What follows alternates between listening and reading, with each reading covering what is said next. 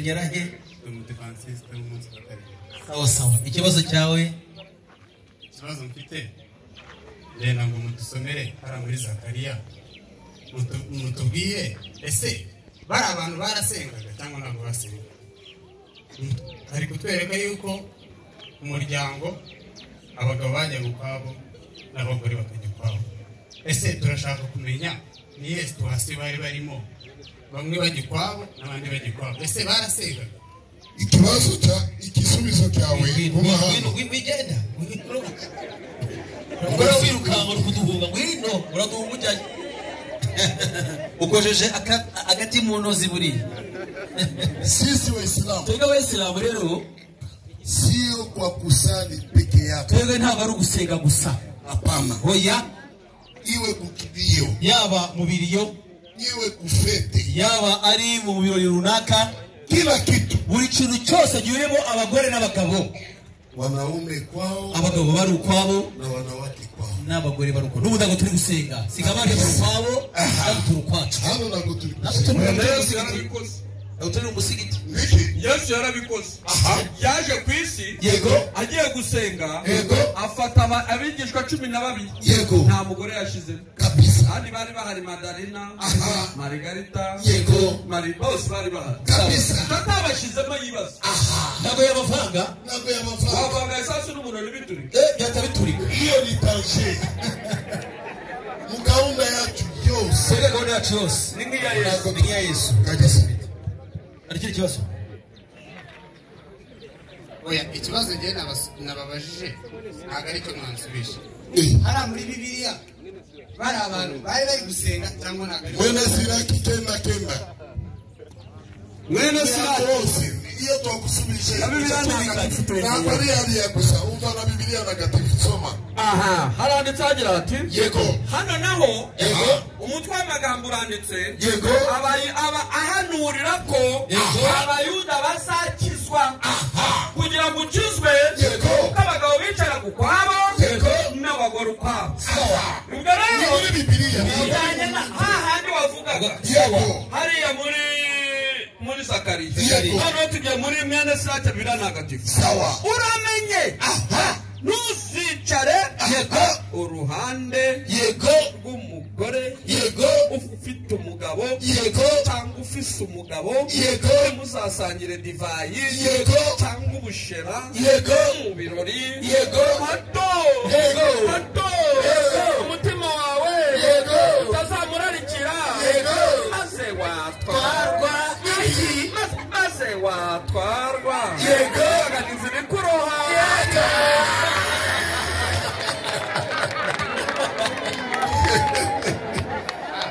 Urakoze cyane. Reka mbasobanure. Umuntu gukizwa udusobanure n'inyandiko. Ntabwo ari mu mutwe wawe. Oya nyine reka mbasubize. Uzi ibintu byose wavuze niko twasoma Jewe biranditse. inkuru zose wavuze niko zari muri Bibiliya. Urugero ugereza urugero. Wowe mbwira urugero kintu navuze kitari hariya. Turakiza umuntu reka mbasobanure ukuntu umuntu akizwa. Utange n'inyandiko.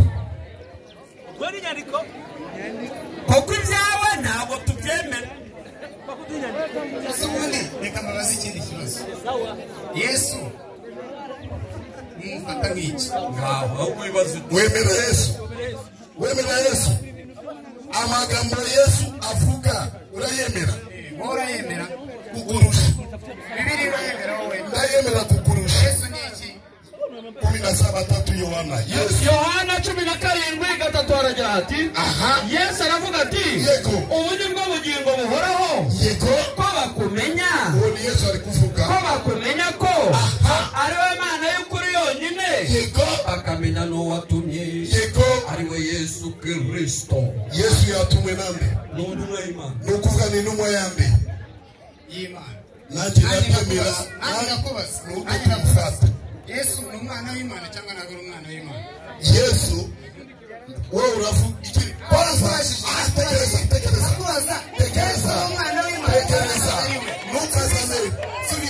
Yego cyangwa Yesu ni umwana w'Imana cyangwa ntabwo ari umwana? Urashaka kunyempuza? uyansubiza Bana mutoya.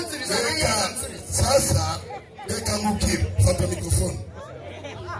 Fata mikrofoni. Hiyo nabaza. Umwanga kabaza. Fata simpe kukusubiza.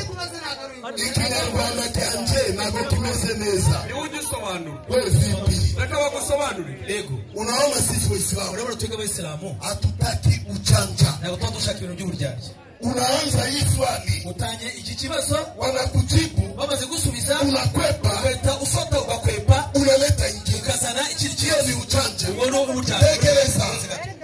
Ni vizuri zaidi Byiza cyane unauliza moja, baza ubaze ikibazo cya mbere tunamaliza, tukirangiza kisha tuingie hanyuma kingine. tujye ku kindi kibazo. Wewe unauliza, Wewe wabashuti Yesu mnamkamata Yesu vipi? mufatanye iki? Mimi nakupa andiko. Yeye nakuhaye inyandiko uko Yesu mfata. anasema ni mtume. Yesu avuze nigeze kuri ubugingo. Unaikubali au ukubali? Wemere ko Yesu ari intumwa cyangwa kubyemera? Basi. Urayemera? Hapana okay. Iby'umwana biraza nyuma. Iby'umwana biraza nyuma. Turangize. Yesu ni umwana w'Imana. Ni numande? Imana. Basi ikindi kibazo. Yesu ni umwana w'Imana cyangwa ntabwo ari umwana? Aha, nuko bagabo baganira. Subiza mikrofoni. Tugisubize none. Subiza nisubize. Ko ufite umuvuduko.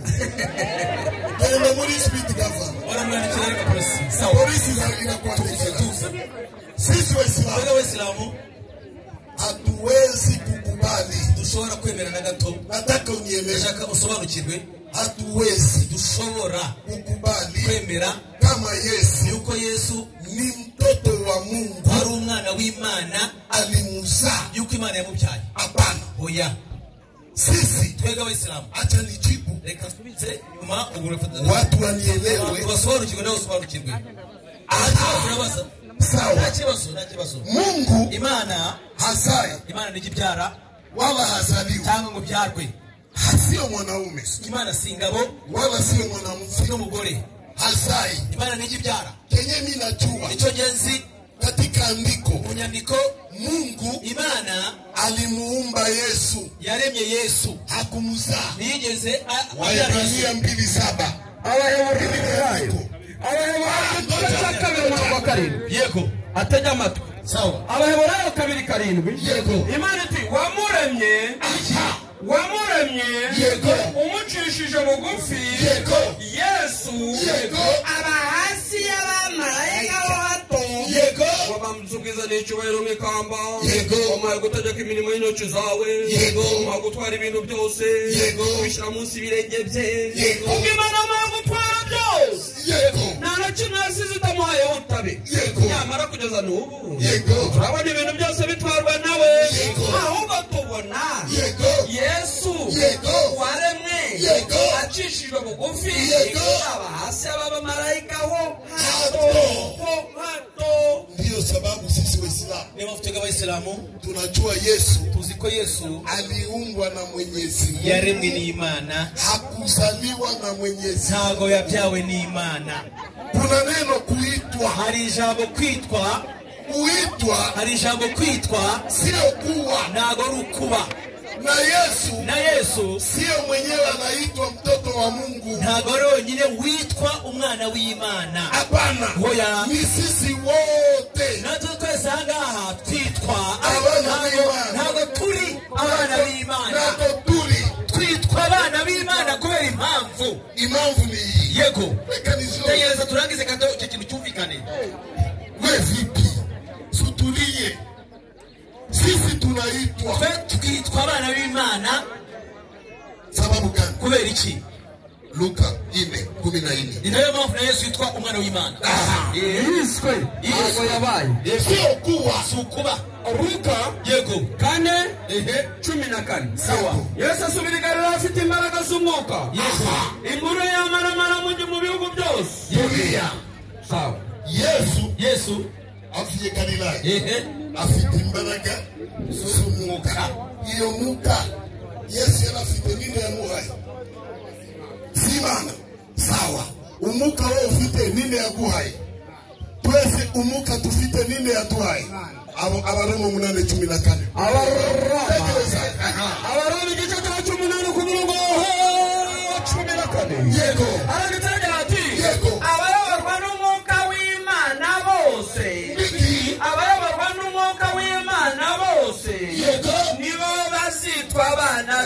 w'Imana. Okay, Yesu ayoborwa n'umwuka w'Imana. Ntabwo ayoborwa n'umwuka w'Imana Yesu. Yesu uravuga ufite mikrofone. Yesu ayoborwa n'umwuka w'Imana. Wewe uyoborwa n'umwuka w'Imana. Nayo ufite. Nayo ufite. Niyo mpamvu umwuka w'Imana umuntu arawugira. Sibyo? Niyo mpamvu reka mubwire Bibiliya yatubwiye ngo abayoborwa n'umwuka wera nibo bana b'Imana.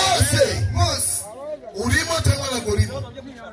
biterwa na situwasiyo. Wewe urimo cyangwa ntabwo urimo? Igihe nayobowe n'umwuka w'Imana nari kuyoborwa nawe. Ugiye wenda uri kumwe n'uwo mukobwa muri kuririmba winyeganya. Iyo niyo yakubabaje. Ndagira ngo nanjye musobanurire umuntu kuyoborwa n'umwuka w'Imana ni igihe ijwi ry'Imana umwuka w'Imana igihe umwuka w'Imana ugukoreyemo ukakwemeza gukora ikintu ukagikora. Sawa. Ariko sawa. komeza kwayo mwanya uravuga nanjye kavuga. Igihe utemera umwuka w'Imana kuyoborwa nawe icyo gihe ntabwo uba uyobowe n'umwuka w'Imana nta n'ubwo uri n'umwana w'Imana. Sawa. Icyatumye igituma mvuga ko Yesu ari umwana w'Imana. Yego. Niba dusomere Yohana 16. Hariya ntabwo ari Yesu.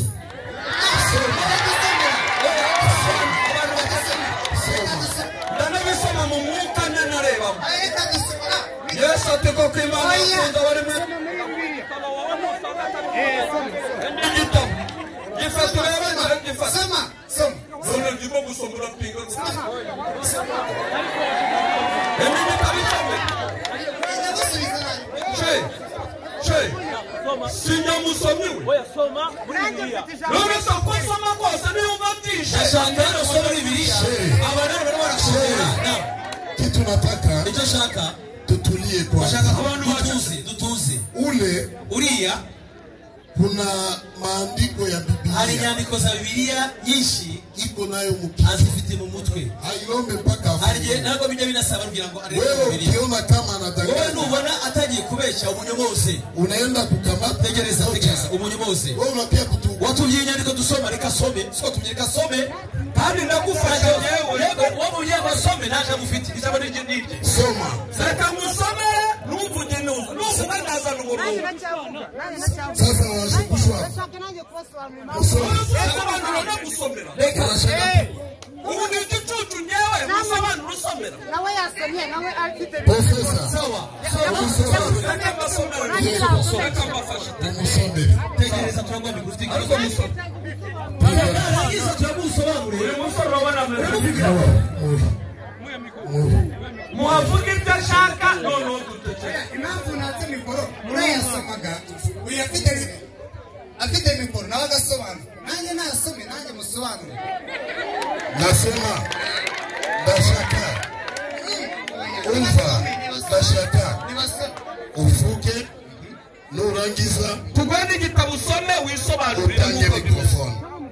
Nasome. Enda mweshe. None se bitajye. Ikigamijwe hano ni uko abantu Soma profesa. iki gitero ni mpamvu cyabaye ni ukugira ngo abantu bamenye uko Nta kibazo. leta rero basome Leta basome.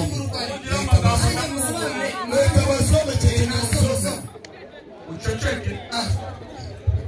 Yesu ati kuko Imana yakunda ari mwese cyane si mirongo turimo gusoma muri Bibiliya. Si Yohana 3:16. Kuko Imana yakunda ari mwese cyane. Yego. Satumye itanga umwana wayo kugira ngo umwana umwizera wese ahabwe ubugingo buhoraho.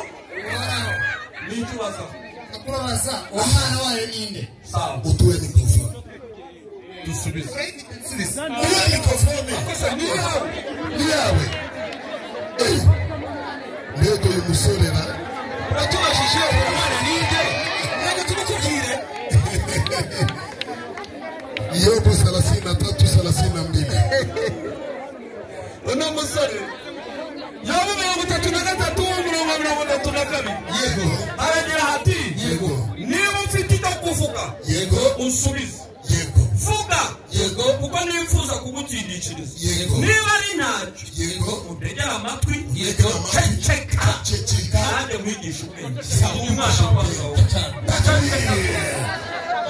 naona kukujibu wewe gusubiza uniache nijibu ureke subize mimi sitajibu kisi wewe unataka ntabwo ni busubize uko ushaka lakini mwandiko yako genda sakuri nyandiko yawe ceceka reka gusubize ceceka watu washije umwana nite sio tuwashije reka tuwashije Tupareke. Profesa, naomba akili yako itoe huko. Kwa hiyo mugije rero andiko ndugu yetu ametoa, nyandiko umuvandimwe yacu yaduhaye azanye hatutaenda nje ya hiyo andiko. ntabwo dusohoka hanze y'iyo nyandiko iyo nyandiko tuzaniye Yohana 3:16 Yohana 3:16 sio kosa ya ukijana. ntabwo ari ikosa rya muvandimwe Huyu kijana uwo musore rero mwenyewe walimfundisha, abantu bakwigishije iyo nyandiko ndio walimdanganya. niyo bakubeshye Hiyo andiko iyo nyandiko swapoli yenda gakeya ariko koresha kinyabupfura. Ndetse gatoya amiri That's grave. sorry umva ndashaka kubwira abantu bose kuko ni umuyobozi wa gahunda ndashaka kubwira abantu bose ko hano tutari ku kibuga cy'umupira icyo ni cyambere cya kabiri muri umushyitsi wacu sawa nitwe twateguye igiterane rero iyo tuguhaye umwanya tuba tukubashye so bimeze itware neza rero tuganire nk'abantu bashaka kuganira apana gukururana cyangwa gupingana uri tayari kumva igisubizo cy'ikibazo cyawe uri tayari muvuge rero reka bakwigishe batanga umurongo hanyuma nabaraguha umwanya uze unyomoze kugira ngo abantu batuze bimeze nk'umupira rero siporo na oya ntabwo ari uko ngukeye Tekoleshe. Kwa hiyo andiko ubikuriye nyandiko mimi jewe na imani n'imyemerere yanjye pale sio Yesu. hariya ntarwa na Yesu uvugwa ntarwa bari kuvuga hariya Sio Yesu anasemekana. ntabwo ari Yesu uri kuvugwa hariya muri nyandiko Kwa nini nasema hivi? kubera ikivuze gutyo Sababu kubera yuko wewe walikusomea 3:16 wewe bagusomeye 3:16 lakini ariko wakakwepa chini. baza gukwepa hasi Usianze 16. witegere ku 16 Anza kumstari wa 10. hera ku murongo wa 10 Kisha upande. hanyuma ugende uzama Hata wakati utafika nyumbani, nirije uza kugira mu rugo wewe ukamate Biblia, hada Biblia yawe uanze kumstari wa 10. uhere ku murongo wa 10 tutuje Utoshe santima. kandi ufane santima cyangwa ibyumvire byawe Ufatishe ukweli. hanyuma ukurikiza ukuri Naona kama huyu mtoto anasemekana wowe nyine uzasanga uwo mwana uvugwa aho ngaho sio Yesu. atari Yesu Kwa sababu gani? kubera iki tuvuga Soma Yesu 3:10. reka duhere ku murongo wa Usikie 10 sasa. duhere ku murongo wa 3 ku 10 Yesu aramusubiza ati Ni kibazo bababajije ni Yesu. ikibazo waje Yesu muvandimwe ariwe Nikodemu yego ukaba uri umwigisha w'Abisiraheli Yego. ntumenye ibyo Ulikuwa kibazo bababajije Yesu. ni ukuri nababwira ko tuvuga ibyo tuzi Yesu anavuga tuvuge ibyo tuvuge. kandi duhamya ibyo twabonye Uwo ni Yesu alikuvuga. nyamara nimwemere ibyo duhamya Uwo ni Yesu alikuvuga. nibabwira iby'isi nimwemere Yego. niko mbabwira iby'isi nimwemere Yego. nibabwira ibyo mu ijuru muzabyemera mute Uwo ni Yesu alikuvuga. ntawazamutse ngo ajye mu ijuru Yego. keretse umwana w'umuntu Uwo ni Yesu alikuvuga. wavuye mu ijuru Yego. akamanuka akaza hasi kandi nk'uko Mose yamanitse inzoka mu butayu Uwo ni Yesu alikuvuga. niko n'umwana w'umuntu akwiriye kumanikwa kugira ngo uwo mwizera wese abone guhabwa ubugingo buhoraho Uwo ni Yesu alikuvuga. 16 Yesu ati kuko Yesu alikuvuga kuko Imana Yego. yakunze abari mu isi cyane Yego. byatumye Yego. itanga Yego. umwana wayo w'ikinege Yego. kugira ngo Yego. uwo mwizera wese Yego. atarimbuka ahabwa ubugingo buhoraho. Amina. Hapo ahangaha rero Yesu anazungumza. ni Yesu uri kuganira aya magambo Wakati alikuwa igihe duniani yari mu isi akasema aravuga ati kwa ajili Mungu alivyo kuko Imana yakunze ni kiekashize cyashize mbere ya Yesu kuvuka mbere ko Yesu avuka Imana yakuze Yesu kuganira ibintu bya kera ataraza mbere ye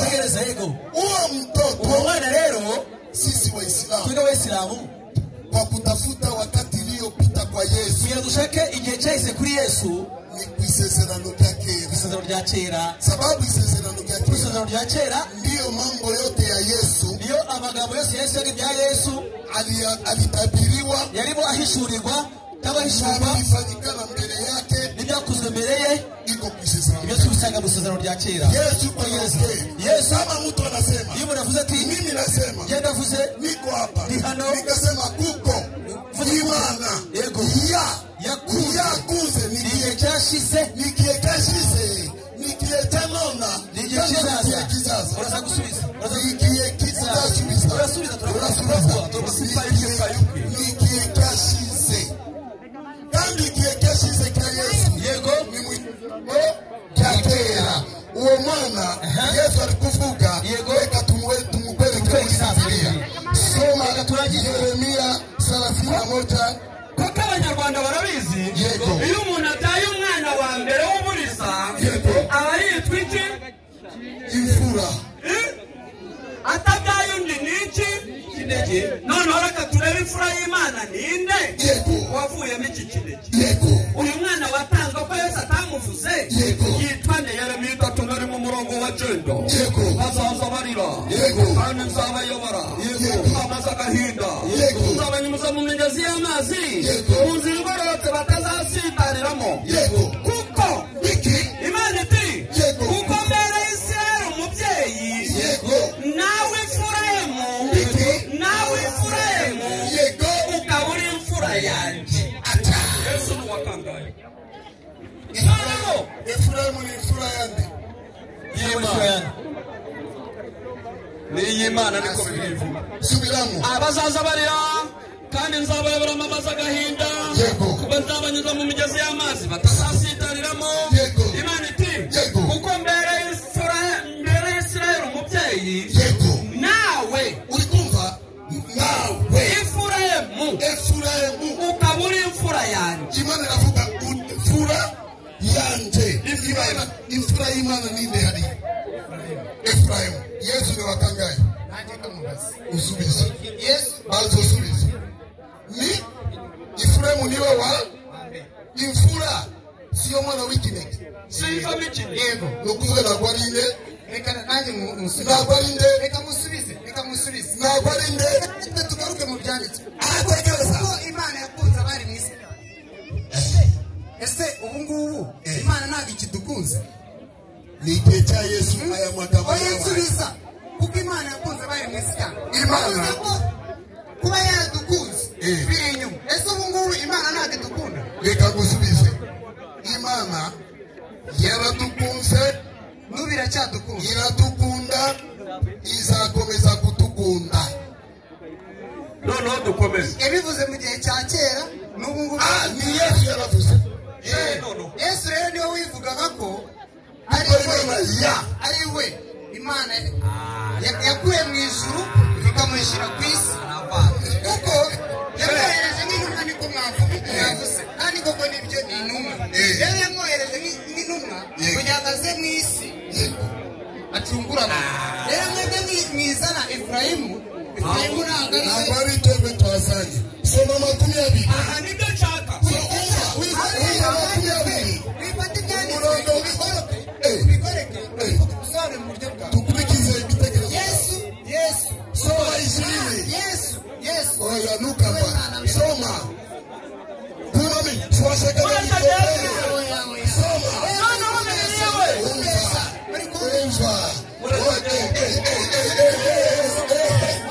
soma reka some nono urabona muvandimwe uriya murongo watubwiye umwana wayo yakundaga noneho hano tugiye kureba Efurayimu Imana iramukunda cyangwa ntimukunda Yeremiya 3:20 Uwiteka ati mbese Efurayimu si umwana w'igikundiro si umwana ufite igikundiro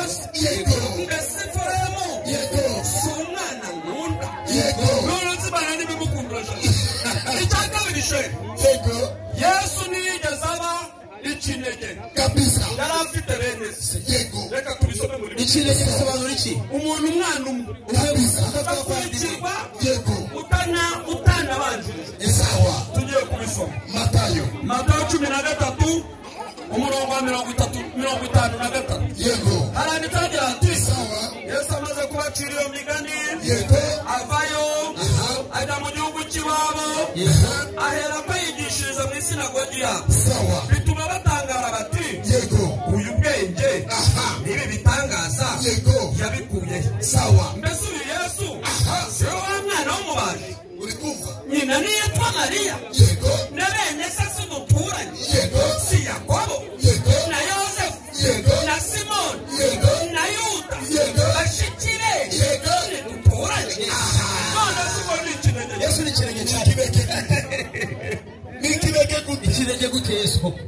Kandi afite abavandimwe. Afite abavandimwe avukana nabo. Ni ikirenge gute? Gute se?